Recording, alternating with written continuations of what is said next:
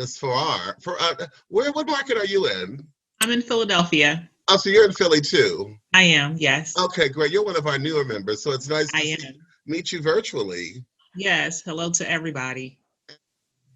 One of your quotes, DeAndre, from the book that I took note of was, if we rely on everything to be in total alignment with our beliefs or feelings, for something to be perfect, we'll be at a total deficit our entire lives. Yeah. Can you talk about what that means in this social age, in this cancel culture that we have, where it seems like, everyone unites to collectively disagree and therefore dismiss unpopular opinions? Like, for a boy matriculating into manhood, how does he go against that collective grain? Oh my goodness, such a great question, sister.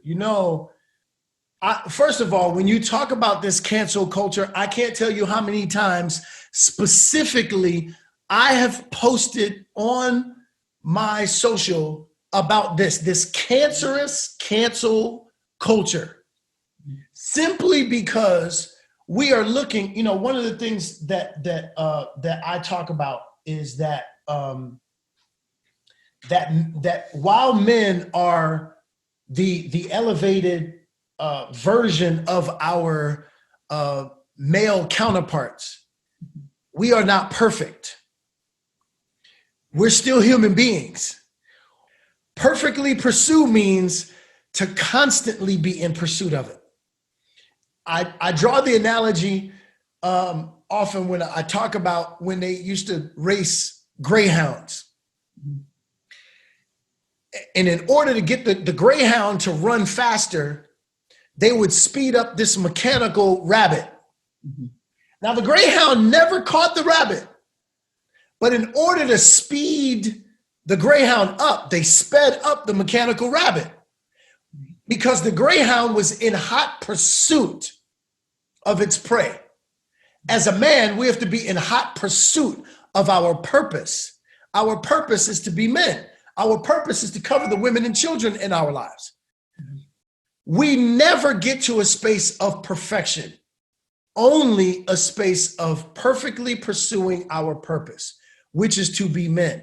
And unfortunately, because we do fall short from time to time, we run up against this cancerous cancel culture, to your point. And it's terrible, because what it does is it never gives us a pathway moving forward. For my brothers, let me drive home this point, and I hope I spoke to what you were getting at, sister.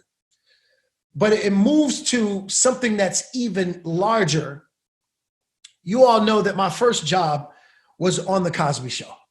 It's one of the greatest experiences of my entire life.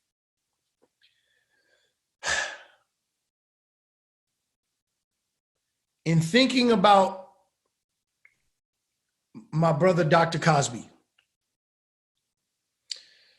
it's tragic because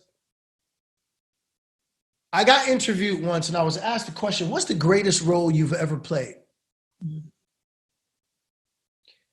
And I thought about it for a single second. And I said, the role of a man. And they said, what movie was that from? And I said, no, sir, that is not a role in a movie. That's a role in real life. The most important role I'm ever going to play is that of a man, because if I don't play that role well, it will diminish every other thing and tarnish every other thing that I ever do in my entire life. Bill Cosby had the most watched show in television history, arguably one of the greatest comedy show in television history, one of the greatest philanthropists ever. There are literally hordes, thousands of people who went on to experience higher education as a result of his philanthropy. And yet, when you say the name Bill Cosby, the first thing you're going to think about is what? Yeah. The nonsense, right? He taught me so many powerful lessons as an adolescent. I was 15 years old playing a 13-year-old.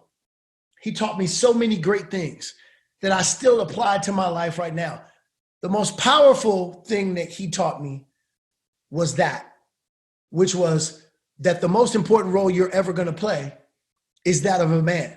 And he taught me based on his mistake, because I got to see how his mistake informed my life and informed this work.